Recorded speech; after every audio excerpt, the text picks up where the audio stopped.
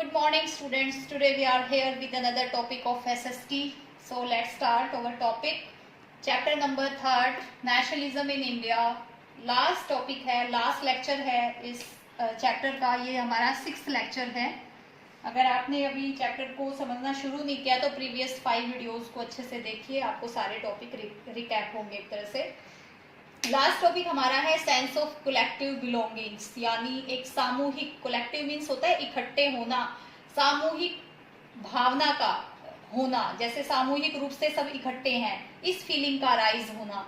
और इसने किस तरह से हेल्प की नेशनलिज्म की फीलिंग को बढ़ावा देने के लिए एक तरह से, क्योंकि नेशनलिज्म तभी फैलता है, नेशनलिज्म की फीलिंग लोगों के अंदर तभी आती है जब वो ये बिलीव करते हैं that they are all part of the same nation, कि वो सभी व्यक्ति जो है एक ही देश का पार्ट है. जैसे कि अगर हम अपने से एग्जांपल लगाएं, हम एक डाइवर्स, हमारा देश जो है एक डाइवर्सिटी से भरा हुआ देश है. अगर आप देखो तो हमारे देश में इतने स्टेट, इतनी लैंग्वेजेस, इतने रिलीजन्स बहुत सारे हैं, बट एट लास्ट हमारे अंदर एक कलेक्टिव बिलोंगिंग्स की फीलिंग है कि हम सब एक हैं, हम इंडियंस हैं. तो ये जो फीलिंग, उस टाइम की बात हम कर रहे हैं जब हमारे जो नेशनल मूवमेंट्स जो हमारे देश में स्प्रेड आउट हो चुके थे, हम उस टाइम की बात कर रहे हैं. तब ये कलेक्टिव बिलोंगिंग्स की जो सेंस थी, यानी सामूहिक अपनेपन की भावना थी, तब इसने नेशनलिज्म को फैलाने के लिए किस तरह से हेल्प की. तो जो सामूहिक अपनेपन की भावना यानी जो कलेक्टिव बिलोंगिंग्स की फीलिंग है, इसके लिए किन किन चीजों का होना जरूरी है कि ये फीलिंग लोगों के अंदर अराइज होती है और व्यक्ति अपने आप को एक नेशन स्टेट, यानी एक राष्ट्र होता है उसका एक पार्ट बनना, मतलब अपने आप को एक पार्ट समझता है उसका, कि और सभी व्यक्ति अपने आप को एक ही नेशन का पार्ट समझते हैं. तो ये एक फीलिंग होती है और इसके लिए किन किन चीजों का होना जरूरी होता है. देखिए, फर्स्ट पैराग्राफ में आपके लिखा हुआ है कि यूनाइटेड स्ट्रगल, यानी हमने नेशनलिज्म की फीलिंग के साथ अपने देश को आजाद कराने के लिए जो स्ट्रगल किया है वो इकट्ठे मिलकर किया है. देखिए स्टूडेंट, जो हिस्ट्री एंड फिक्शन, यानी हमारा जो इतिहास है, हमारा जो लिटरेचर है, साहित्य है, फोकलोर, मतलब जो हमारे जो पुराने जो रीजनल सॉन्ग्स हैं या जो कहानियां हैं, जो हमारे पॉपुलर सिंबल्स होते हैं जिनको कि हम एक तरह से रिगार्ड देते हैं, ये सारी चीज मिलकर एक यूनाइटेड स्ट्रगल को इंस्पायर करती है. क्योंकि ये सारी चीजें हमारे अंदर नेशनलिज्म की फीलिंग को बढ़ाती हैं कि हमारी एक हिस्ट्री है, हमारा एक बहुत ही स्ट्रॉन्ग लिटरेचर है, हमारे जो सॉन्ग्स हैं या जो रीजनल जो भी सॉन्ग है, पोयम है, लिटरेचर जो भी है, या हमारे जो सिंबल्स हैं, चाहे वो हमारे रिलीजियस सिंबल हो या हमारे पेट्रियोटिक सिंबल्स हो, वो सब हमारे अंदर इस फीलिंग को बढ़ाते हैं.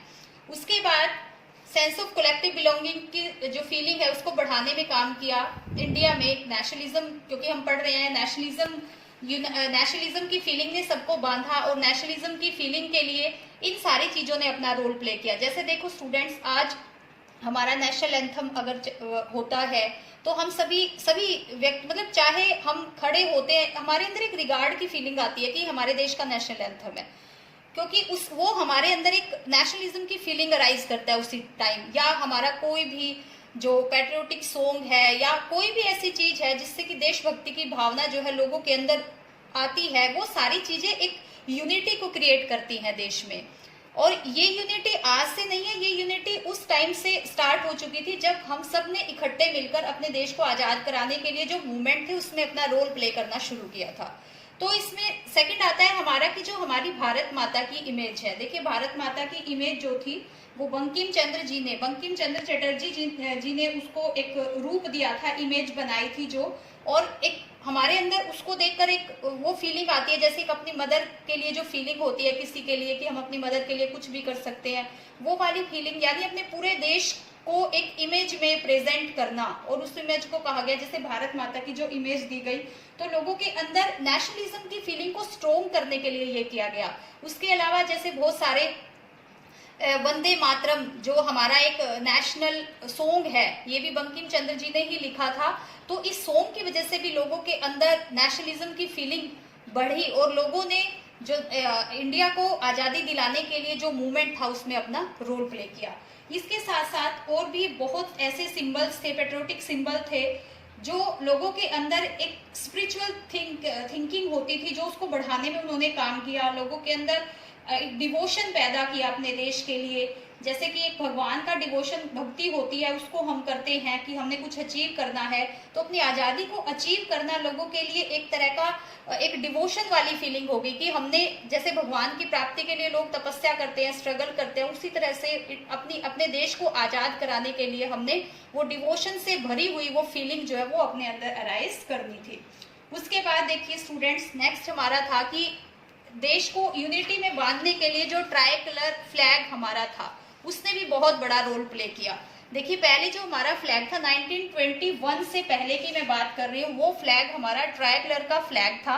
ये जो फ्लैग था, ये जब हमारे देश में स्वदेशी मूवमेंट हुआ था बंगाल के पार्टीशन के टाइम पर, तब इसका कलर रेड, ग्रीन और येलो था, और उसमें एक लोटस बना हुआ था, यानी लोटस जो है एक सिंबल था उसके अंदर, जो कि लोगों के अंदर यानी एक यूनिटी को शो करता था कि ये जो फ्लैग है ये पूरे इंडिया का एक तरह से फ्लैग है, और जो हिंदू मुस्लिम जो भी इसमें रहते हैं उन सबकी एक यूनिटी है। लेकिन बाद में इसको 1921 में गांधी जी ने इसको चेंज कर दिया था, और इसका कलर, ये कई बार ये क्वेश्चन पूछ लिया जाता है कि गांधी जी ने बाद में जो डिजाइन बनाया था फ्लैग का, उसमें कौन कौन से कलर थे, तो रेड, ग्रीन और व्हाइट कलर इसका कर दिया गया था, और इसके बीच में एक स्पिनिंग व्हील जो है, इसके बीच में एक स्पिनिंग व्हील जो सेंटर में इसके अराइज कर दिया था, यानी जो चरखा था वो इसके बीच में एक तरह से सिंबल अराइज हो गया था। बाद में जो है हमारा जो आज हमारा ट्राइकलर फ्लैग है, हमारा जो नेशनल सिंबल है एक तरह से, वो आज चेंज है। लेकिन पहले के ये जो दो फ्लैग हमारे देश में, इन्होंने भी देश को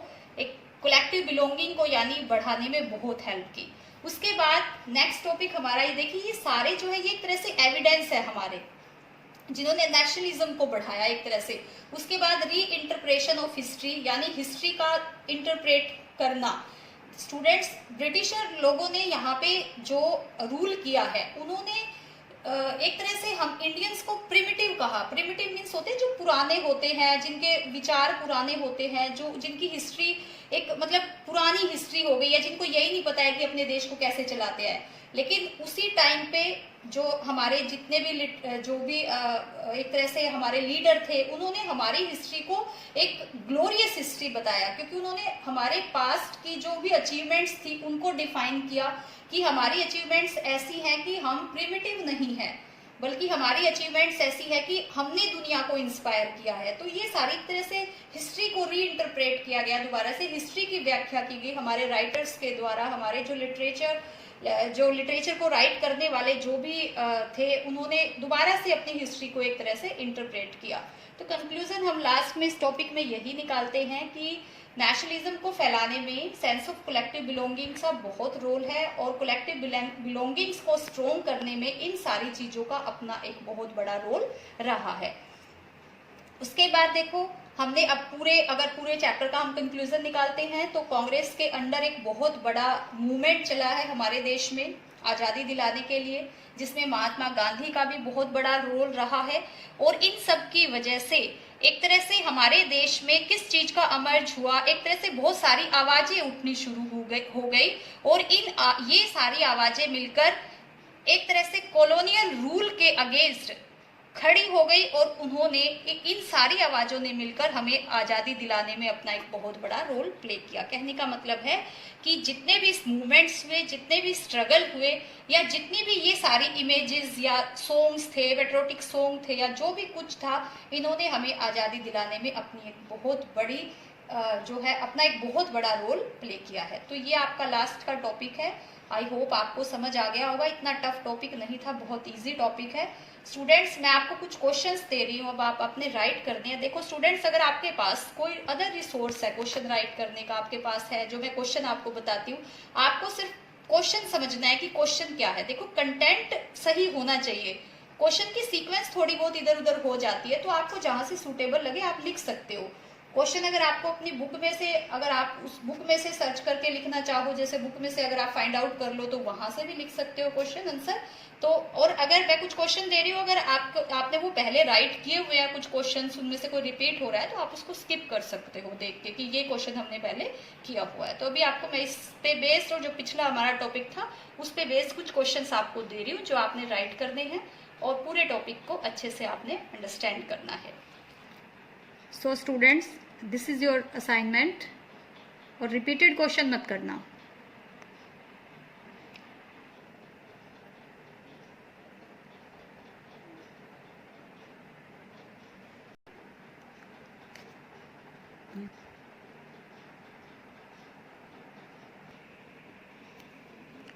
and this is last one. So students, write these questions in your notebook. Thank you so much.